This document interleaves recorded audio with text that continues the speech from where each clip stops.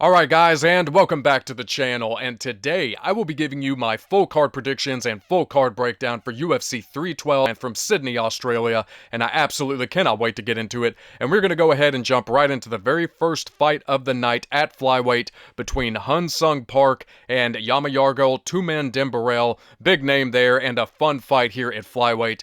We have, over on the left, Hun Sung Park is streaking at 9-0 right now out of South Korea, and Tumendemberel is 8-1 out of Mongolia.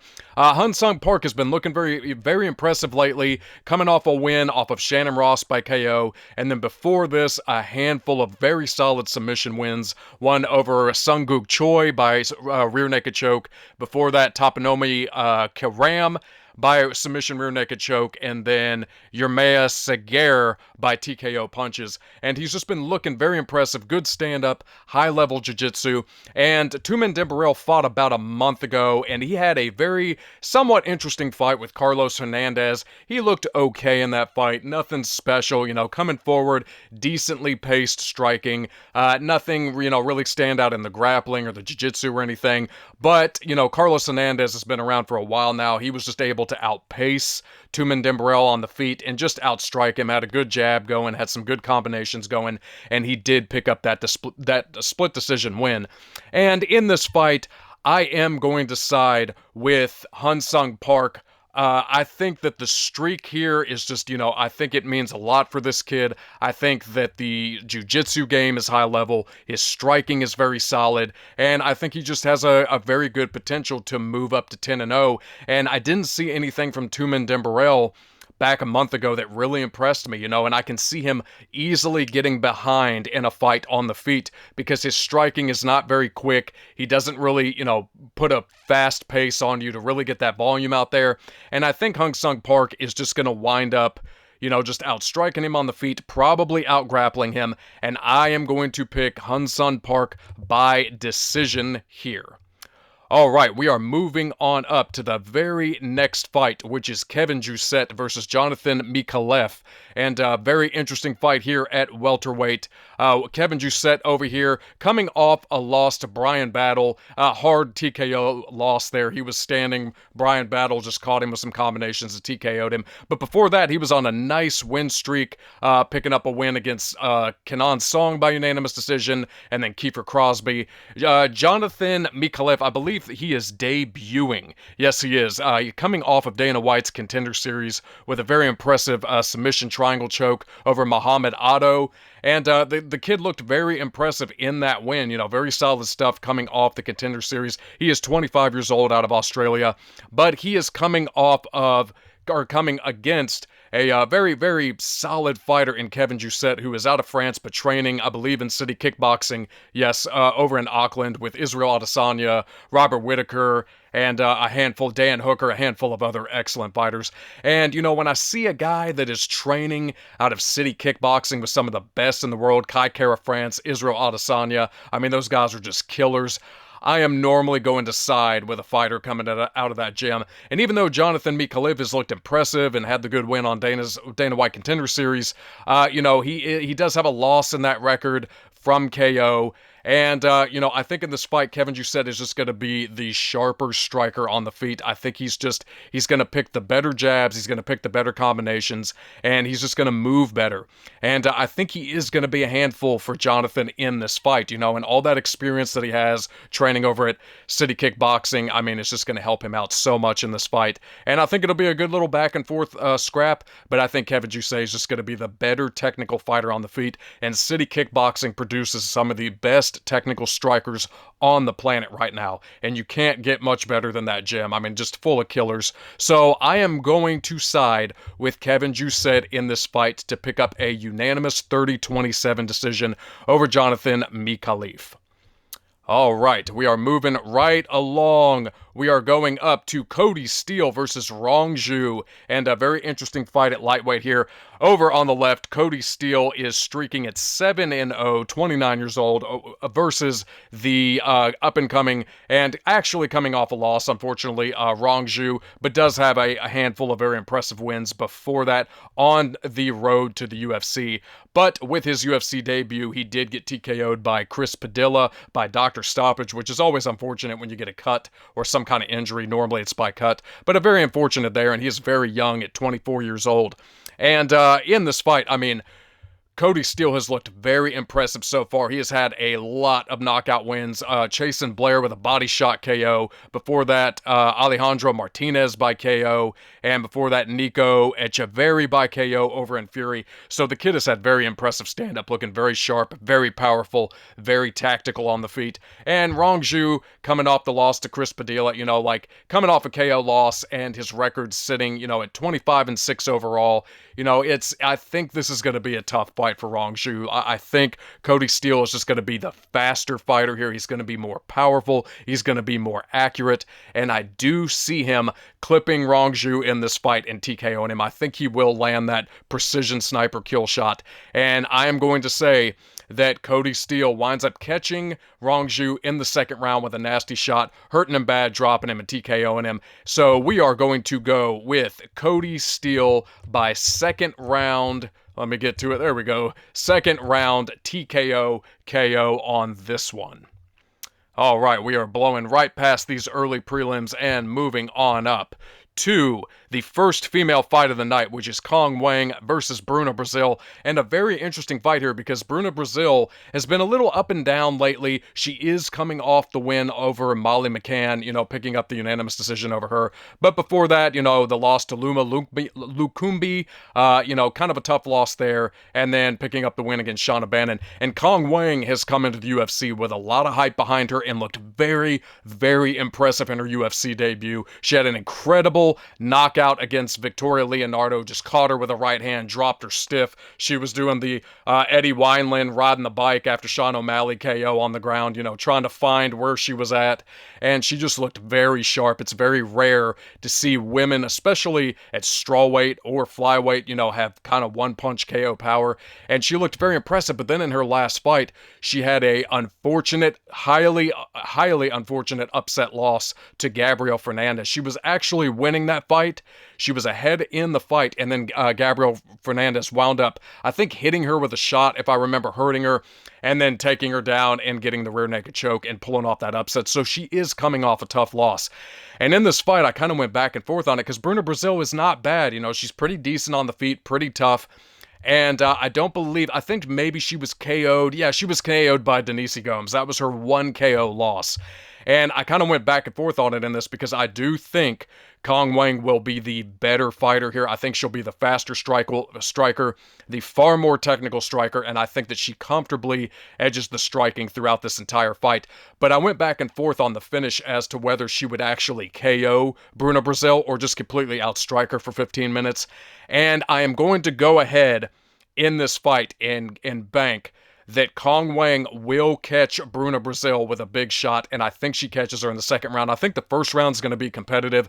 I think Bruna's going to come forward. Kong is going to come forward. She's going to be finding her range, throwing out the jab, touching her, you know, trying to calculate the spots where she's going to land that KO shot. And I think she can hurt Bruna Brasil. And if she does not find that KO shot, she is just going to comfortably outstrike her to a 30-27 decision. And I think it'll be pretty easy. You know, maybe Bruna eats some shots. She shows that toughness, comes forward, and just is just the slower one to the punch. But I'm going to go ahead and say that Wang gets back on track from her previous loss and lands that nasty kill shot. And I am going to pick Wang by second round TKO. If not, she will pick up the unanimous 30-27 over Bruna Brasil, as long as she doesn't make a big mistake like she did in the previous fight and get taken down and submitted, or gets taken down for 15 minutes and just out-grappled. All right, and we are moving on up to a very, very interesting fight of the night, and I can't wait to talk about this, which is Cody Haddon versus Alexandra Topuria. And if you think that last name sounds familiar, you are on the money. This is Ilia Topuria's brother making his UFC debut, and that is very, very exciting because from the tape I have watched on Alexander Topuria, he is very scary, he has got very good striking, and he fights almost exactly like Ilia. When he comes in, his boxing, he kind of does this like a little bit of this circular motion with his hand and kind of sets into his positions. He does it exactly like Ilia. I mean, he mimics Ilia almost so closely. And, I mean, he's just looked very impressive. He did have a patch there where he took some time off between fighting, but he has been in Ilia's corner for all of Ilia's fights. When he knocked out Holloway, when he beat Volk for the belt, he's been training with Ilia every day. And if you are training with literally the best boxer in the UFC right now, you are going to have a lot of high-level ability behind you. And I think there is so much potential for this kid to make a big debut. And Cody Haddon over here, right now, he's kind of the favorite in the Tapology predictions. He's out of Australia. He's 8-1. He's 8-1. He's looked very impressive. You know, unanimous decision win over Dan Argueta. Before that, Paul Loga over in Hex fighting. And so the kid, you know, he's looked solid, but, you know, even though he is the favorite right now in this fight, I think the odds are going to sway to Alexander Topuria in this fight because his brother is the best boxer in the UFC right now. Knocked out Max Holloway, knocked out Alexander Volkanovski out cold. I mean, some of the biggest, most incredible achievements in UFC history, and you're not going to be a bad fighter when you're training with a high-level guy like that. And I think in this fight, I think Alexander Topuria, even if Cody Haddon comes into this fight as the favorite, just the local favorite, I think Alexander Topuria is going to make a statement, and we are going to have a new Topuria problem on our hands in the UFC. And I'm going to go ahead and bank that Alexander Topuria gets the first round KO. He's got nasty power. He's very fast. He's got a great boxing style. He keeps his hands up and he moves like his brother and he throws missiles. So even though Cody Haddon seems to be the favorite right now, I am not going to go against a debuting Topuria brother. I'm just not. And this is going to be do or die for him. And I think there is going to be a big do stamped on his forehead. And we see a new problem in this division. So Alexandra Topuria by first round KO is going to be the prediction. All right, and moving on up, we are looking at Jack Jenkins versus Gabriel Santos, and a very interesting fight here at featherweight. Jack Jenkins, you know, been around for a little bit, having some pretty good success here at featherweight. I mean, very solid striking. He had the TKO win over Herbert Burns recently, which is, you know, not saying a whole lot because Herbert Burns was terrible. One of the biggest quitters in the UFC. I mean, you hit him with a few shots and he just gave up, just crying, folding up in a ball. So, I mean, just absurd. I don't even know how he lasted in the UFC so long. But, you know, picking up the win over that. Before that, he did have the unfortunate loss to Chepe Mariscal. And Chepe is a dog. He brings tremendous pressure, tremendous volume, tremendous striking on you. And in that fight, he had gotten taken down and he wound up hurting his arm. He either twisted his arm, maybe dislocated it. This was months ago. I remember the fight, but I just remember him landing on his arm, and he was immediately in pain, and the referee stepped in and stopped it. So that was very unfortunate, but before that, he was on a big 3-fight win streak, coming off against Jamal Evers, split decision, Don Shanis. So he's just looked very good. And Gabriel Santos, even though he's coming over a win against I guess this guy's name is Yaza just goes by one name, Yiza. Before that, he did have a knockout loss to David Onama, who's a phenomenal striker, and a split decision loss to the up-and-coming, very much streaking and big problem Lerone Murphy. But in this fight, I think Jack Jenkins is just going to be the better striker on the feet. I think he's just going to have the better boxing. He's going to have the better defense. And I think Gabriel Santos is going to be able to hang in there, land some shots back at Jack, and maybe make it a little interesting in that first round early in the fight. But I think once Jack Jenkins starts to settle in with his hands and all that experience, I think he's going to get it done for his hometown crowd. And I think Jack Jenkins is going to pick up a very comfortable, unanimous 30-27 decision over Gabriel Santos. You know, the kid still has some potential, but Jack Jenkins, outside of that unfortunate arm injury loss to Chepe Mariscal, you know, I think he would probably be on a good 5-fight win streak right now, possibly, even though Chepe's a dog. So I am going to go ahead and say that Jack Jenkins will comfortably outstrike Gabriel Santos in this fight and pick up a solid unanimous decision win. All right, and we are moving on up to a very, very interesting fight at lightweight. We are looking at Tom Nolan versus Vyacheslav Borshchev, and this is such a fun fight. This is going to be a striker's delight of the night. Tom Nolan looking very impressive in his last two fights. You know, 6'3", 73-inch reach. His last fight was against Alex Reyes, who is Dominic Reyes' brother, and unfortunately Alex Reyes is not that good, you know, kind of underwhelming at the bottom of the ladder, but he was able to outstrike Alex Reyes that entire fight pretty comfortably. Before that, he had the KO win against Victor Martinez with a knee to ground strikes, and then he did have the upset loss to Nicholas Mata, where Nicholas Mata just caught him with a big shot. Nicholas Mata, even though he's pretty short, he's got tank power. I mean, if that kid cracks you, he's dropping you, hurting you, or he's knocking you out. But even though he did get caught in that fight, I mean, he has bounced back with these two big wins. And Vyacheslav Borshchev, you know, he's a fun fighter, Slavic claws, you know, good striking, good pace, good energy. He did get massively upset and completely dominated by Chase Hooper in the striking on the ground. Got absolutely just mopped by Chase Hooper, which was crazy surprising. Even though Chase Hooper has such good jiu-jitsu, nobody really expected Chase Hooper to come out and kind of outstrike Borshchev. And he did take that tough loss, but then he bounced back with a very close competitive fight against James Lontop, who's not very good, but just very dog tough. And in this fight, you know, I went back and forth on it a little bit because I could see this fight being very close. I mean, I could see it just being a fun, just striker's delight back and forth, which is, you know, what I think it's going to be. And Tom Nolan does have the youth on Borshchev. He does have a 4-inch reach on Borshchev, and I just trust his hands a little more than Borshchev. I think he's going to land the better significant strikes. Borshchev is definitely going to land strikes in this fight. He's going to land some shots on Nolan. I assume Tom Nolan that chin is going to hold up, but Borshchev has nasty, nasty body shots. So Tom Nolan is going to have to be very careful about those body shots and be very aware, keeping his hands down, trying to block those body shots without getting caught upstairs. And, Borshchev mixes it up very well.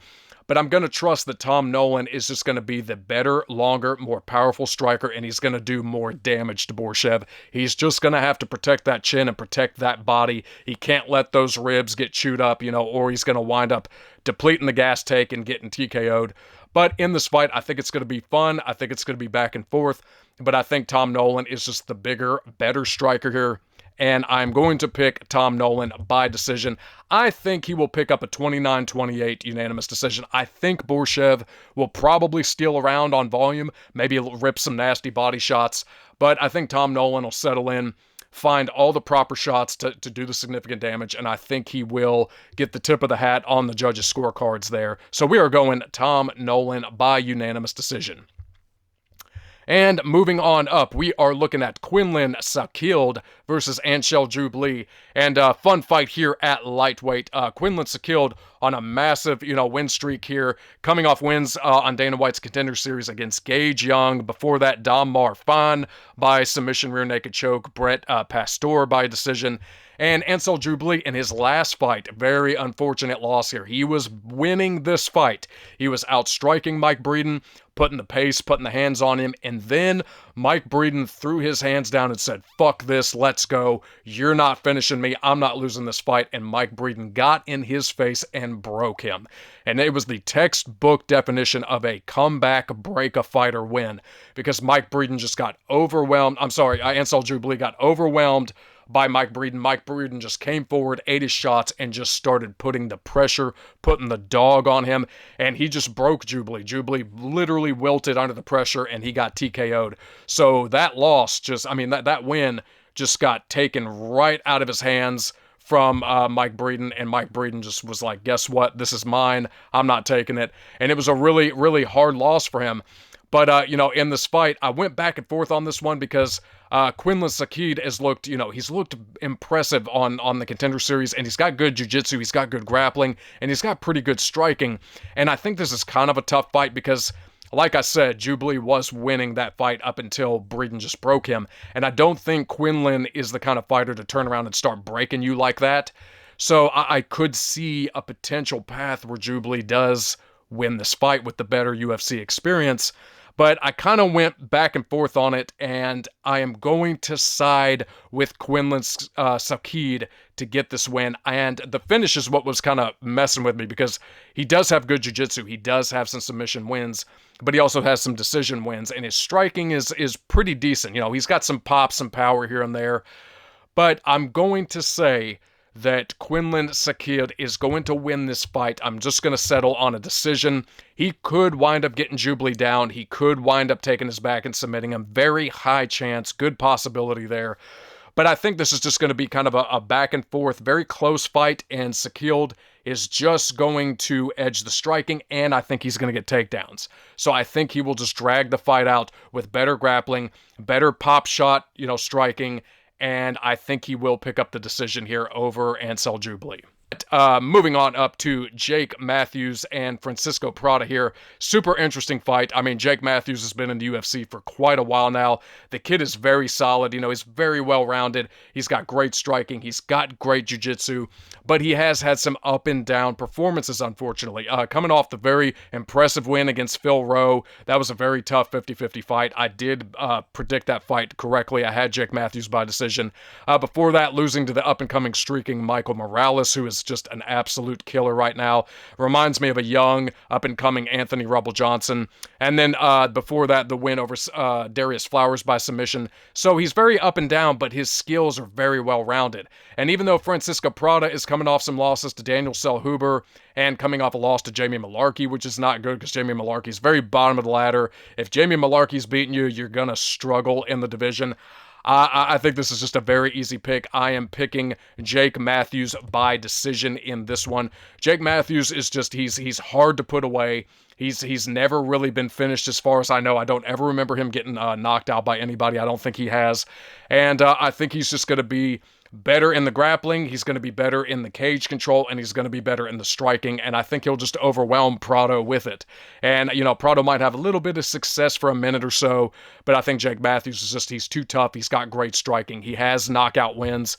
Coming off, he did knock out Andre Fiallo back, this is already 2 years ago, which is crazy how fast time flies. But the knockout against Andre Fiallo was just fantastic. He's got good power, and just his grappling and his control is just very impressive. And I think he will pick up a unanimous 30-27 decision over Francisco Prado. If not, he will get Prado down and submit him. This fight either ends by submission or decision, but I'm going to bank he just completely well-roundedly outworks Francisco Prado in this fight to a 30-27 unanimous decision. All right, and we are moving on up to the returning Jimmy Crute versus Rodolfo Bellato, and a big fight at lightweight here. Jimmy Crute is coming back from a massive long layoff here, a year and 6 months, a year and a half, and before that, it has just been so just tough on Jimmy Crute. He had a devastating loss against Alonzo Metafield, and then multiple knockout losses before that. Jamal Hill knocked him out badly with a right hook, and then follow-up TKO shots, and then Anthony Smith with the doctor stoppage leg injury. So it has been very tough for Jimmy Crute, and on the other hand, Rodolfo Bellato has just looked very impressive. A lot of high-level ground and pound knockouts. The win over Eor Pateria. Before that, the TKO win over Murtaza Tallah. I mean, he's also had some submission wins. The TKO over Mataso Maceros. So, I mean, Rodolfo Bellato is just, he's looked very impressive with the striking, very impressive with the power. And Jimmy Crute is, this layoff, the losses he's had. I think this is going to be a tough fight for the kid. I think it's going to be a case where he's coming off, this year and a half off the TKO losses. He is 28 years old, but I think it's just going to be, a little too much, and I don't see Jimmy Crute really pulling off the upset in this fight. You know, and a lot of fighters, when it's do or die and their career's on the line, a lot of them will wind up doing it, and they will wind up saving their career with an amazing comeback performance. And I think in this fight, Jimmy Crute's going to have the hometown crowd behind him. You know, I think he's going to come out and look okay for about a round. I think he's going to make everybody think like, oh man, Jimmy Crute's going to do it. He's going to pull this off. He's hanging in there. He's doing well. But unfortunately, I think with the time off, all the TKO losses over the course of 3 years, almost 4, I think Bellato is going to wind up catching him with a shot and TKOing him. And right when it looks like Jimmy Crute's going to save his career and everything's going so right for him, Rodolfo Bellato's going to wind up hitting him with a big shot and TKOing him, and then it's just going to put Jimmy Crute at another heartbreaking loss. And I could easily see him retiring in the cage in front of his hometown crowd, because at 28, when you're on this kind of losing streak and you're getting knocked out a lot, you know, this is where you need to start thinking about your long-term brain health and just your general health overall, you know, and I think it would be probably wise if he gets knocked out badly here to retire. So I wouldn't be surprised if that happened. But I'm going to say that Jimmy Crute has some early success, hangs in there, and then he's going to make a mistake, and Rodolfo Bellato is going to wind up catching him. So we are going to go with Rodolfo Bellato by second round KO. Unfortunately, Jimmy Crute, I'd love for you to pick up this win. I hope you do, but I just don't see it happening. So Rodolfo Bellato by second round KO will be the prediction. All right, and moving on up to a huge fight at heavyweight, and this is such a fun, explosive fight. We are looking at Teixeira versus Justin Tafa, and, you know, talk about the battle of the big Samoan power punchers versus the big Brazilian power punchers. This is going to be such an explosive fight. Somebody's dropping, somebody's going to sleep.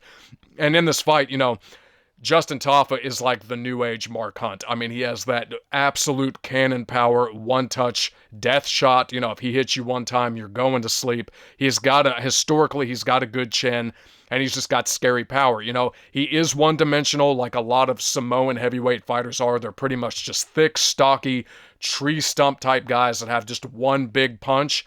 But if they hit you with that one big punch, your life is just over and you're going to another planet. And even though I love to pick Justin Tafa in his fights for that power, I watched tape on Teixeira, and the one thing about him is that he is just fast. He has incredible power, and he's got speed. And that is where I think the biggest difference is going to come in this fight. I think that his speed is going to wind up being too much for Justin Tafa, and then his reach. He has a 9-inch reach. About a 9-inch reach on Justin Tafa, which I think is going to be such a problem, and 7 inches of height, which is huge. And I think he's going to be able to use his distance, use his range, and his speed with the power that Justin Tafa also has. I think that's a deadly combination, and I think Teixeira will close in on Hunt. I'm already calling him Mark Hunt. He's going to close in on Tafa. Tafa's going to be throwing that right hand, just swinging that right hand, every bit of power into it. He's going to be missing that right hand. And then Teixeira is going to use that range, hit him with some ones, hit him with some twos, and then he's going to hit him with a huge shot, drop Tafa, and I think he TKOs him. He's not knocking Justin Tafa out cold. That's borderline impossible, but I think he will TKO Justin Tafa and just hurt him real badly up against the cage while Tafa's trying to swing that big right cannon power. And once Tafa hits the ground, Taliesin's going to follow up and just start throwing shots, elbows, and I think he gets that TKO. So I am going with Teixeira by first round KO. And, you know, I love you, Justin Tafa, but, man, I think this is going to be a lot to overcome with 7 inches of height and almost a 9-inch reach. All right, and we are moving on up to the co-main event of the evening, and man, what an absolutely incredible fight. I cannot wait to talk about this. We have Weili Zhang versus Tatiana Suarez, and absolutely phenomenal matchup here at strawweight for the championship. And, you know, Zhang Weili has just been looking amazing in her last few fights. Picking up the big win over Yan Xiaonan. Before that, the win over Amanda Lemos, Carla Esparza, and then the former champ Joanna Jędrzejczyk. And I mean, Zhang Weili is one of the best fighters in the women's strawweight division. I mean, she's got great stand-up, great jiu-jitsu, great grappling. She is so incredibly well-rounded. And I just love Zhang Weili. She's been one of the most impressive fighters to step into the UFC and into the division in the last decade. And she is the champion right now for a reason. And in most fights, I am always going to be on her side because she's just so good. And then when you look over at Tatiana Suarez is an absolute killer. I love this girl. If you get the chance, she has an incredible documentary on HBO Max about her life and the last few years and all the things that she's gone through. And the poor girl has been through so much. She went through thyroid cancer. She wound up having a severe neck surgery years ago. She had hurt her neck wrestling. And then I believe even after all that, I think she blew out her knee, if I'm remembering. So she's had a lot of severe, awful things happen to her that have just set her career back. And that is the main reason she has not been fighting as much. It's just all the injury setbacks. But outside of that, Tatiana is 10-0 for a reason. She's so good. Picking up the submission guillotine win over Jessica Andrade, the guillotine win over Montana De La Rosa. Before that, beating Nina Nunes. I mean, Carla Esparza TKO. And I think if it weren't for all these injuries and setbacks, Tatiana would probably have already been a champion. And she's that good. She's that skilled. Her jiu-jitsu's that good. You know, her overall skill set is just so solid. And in this fight, even though it's so interesting, and Zhang Weili has just been fantastic outside of her losses to Rose Namajunas, I went back and forth on it, and there is something in my gut telling me that Tatiana Suarez is going to pull this win off. She has all the potential to pull this upset off. Her jiu-jitsu is incredible. Her heart, her determination.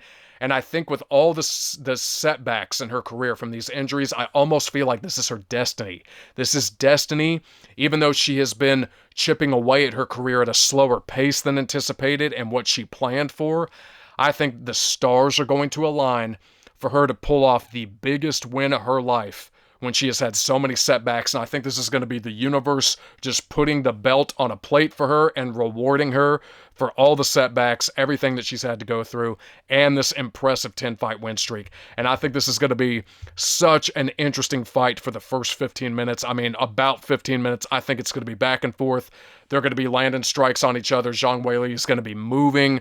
You know, she's going to be moving her head, and, you know, Tatiana Suarez is going to be coming in, landing all these proper shots, finding her range.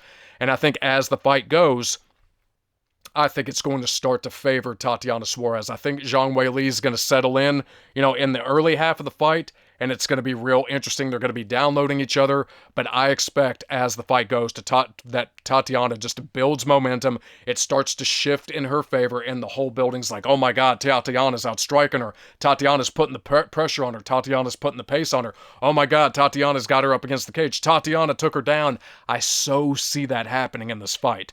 You know, and there is a possibility that it's just a good, fun back and forth, and it goes to a decision, and Tatiana picks up a close split decision, possibly unanimous. It could possibly even go to Zhang Weili. Maybe she does better in the striking than anticipated. But I think Tatiana has all the potential in the world to pull off this upset, get the belt handed to her on a plate that she deserves after all these career setbacks. And I want more than anything for this girl to get this belt, even though I love Zhang Weili.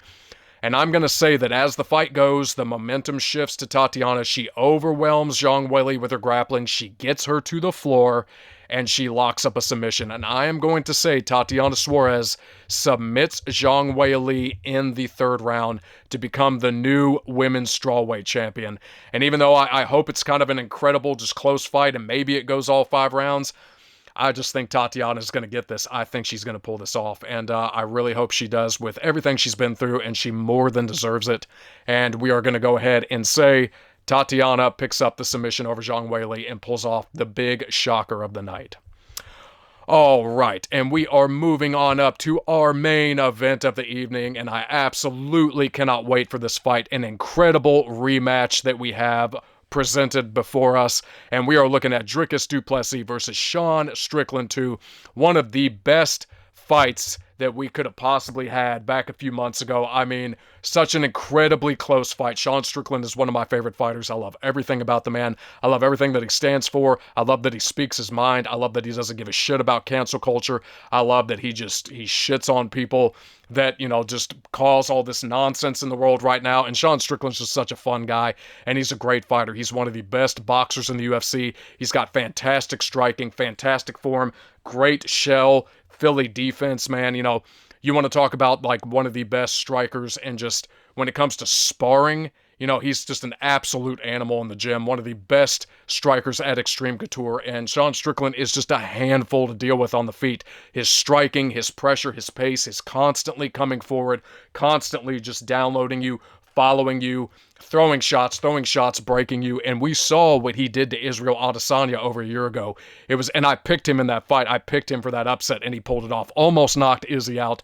One of the craziest one-punch drop moments in UFC history, where you're like, holy shit, Sean Strickland's gonna knock Israel Adesanya out. No fucking way. And it was just amazing the way that he won that belt.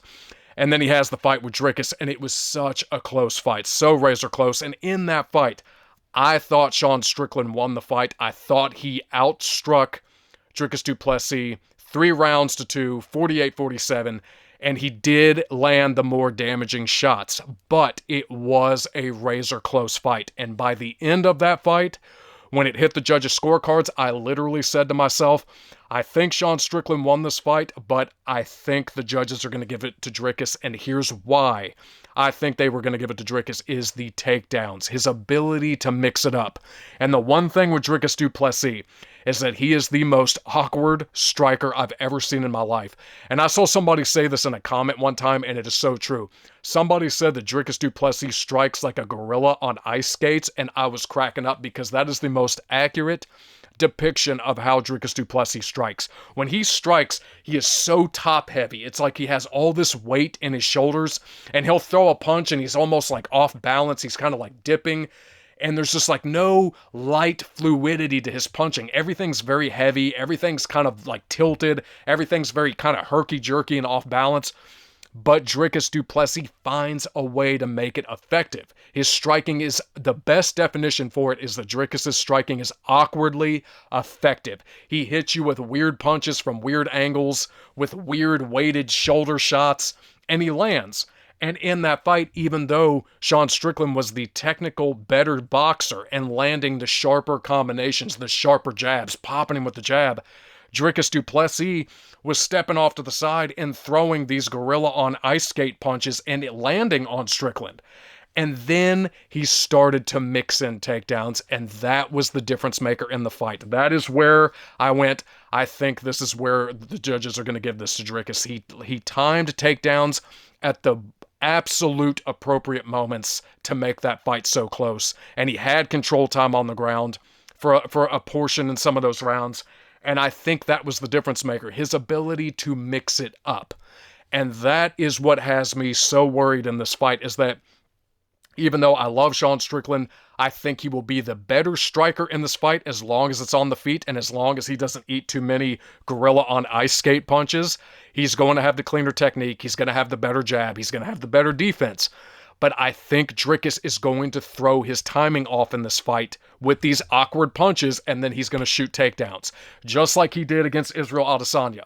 Izzy was outstriking him on the feet, and then Dricus started to come back and mix it up, and then he took Izzy down and he submitted him.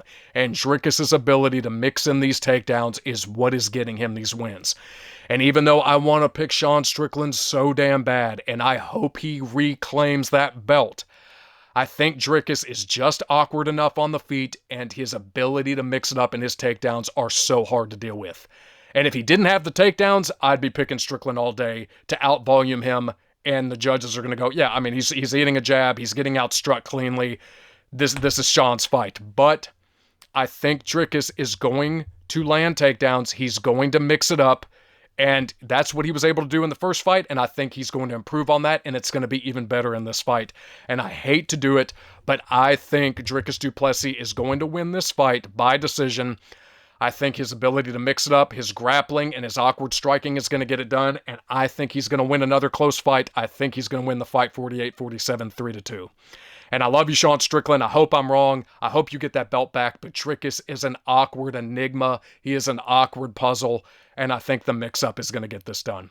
All right, ladies and gentlemen, thank you so much for watching these predictions. Please, if you liked the video, give me a thumbs up. Roundhouse kick that thumbs up button. Kimura that thumbs up button. And please subscribe. It massively helps me out. And we will see you for my predictions for UFC 313. Take care.